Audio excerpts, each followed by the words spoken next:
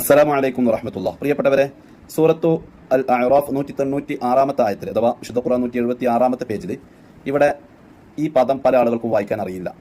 ഇന്ന എന്നൊരു പദം അവിടെ ഉണ്ട്, ശേഷം വലിയ അല്ലാഹ് എന്നൊക്കെ ഉണ്ട്. ഇവിടെ എങ്ങനെ ഓതണം എന്ന് പല ആളുകൾക്കും അറിയില്ല.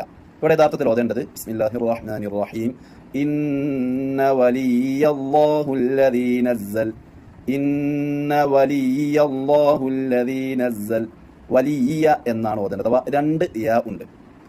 കസറുള്ള ലാമിന് ശേഷം ഫത്ഹുള്ള വലിയൊരു യാ ഉണ്ട്. അത് രണ്ടിന്റെയും ഇടയിൽ, ലാമിന്റെയും വലിയ യാന്റെ ഇടയിൽ ചെറിയ ഒരു യാ ഉണ്ട്. ആ യാന് ശബ്ദവും ഉണ്ട്. അപ്പോ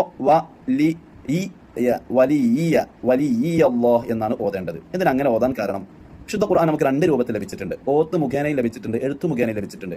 എഴുത്ത് മുഖേന ലഭിച്ച സമയത്ത് വലിയ എന്നുള്ളൂ, ഇടയിലുള്ള ശബ്ദമുള്ള യാ ഇല്ല. അതേ സമയത്ത് ഓത്ത് മുഖേന നമുക്ക് ലഭിച്ചപ്പോൾ അവിടെ ഇന്ന വലിയല്ലാഹ് എന്നാണ് ഓത്ത് മുഖേന ലഭിച്ചത്. എങ്ങനെയാണ് നമുക്ക് ഓത്ത് മുഖേന ലഭിച്ചത് അങ്ങനെ ഓതാവൂ, എഴുത്തു മുഖേന എങ്ങനെയാണോ ലഭിച്ചത് അങ്ങനെ എഴുതാവൂ. പക്ഷെ പിൽക്കാലത്ത് നമുക്ക് മനസ്സിലാകാൻ വേണ്ടി അവിടെ ശബ്ദമുള്ള കസറുള്ള യാ ഉണ്ട് നമുക്ക് മനസ്സിലാക്കാൻ വേണ്ടി പണ്ഡിതർ മുകളിൽ ചെറുതായിട്ട് എഴുതി കൊടുത്തതാണ് ഇന്ന വലിയല്ലാഹ്.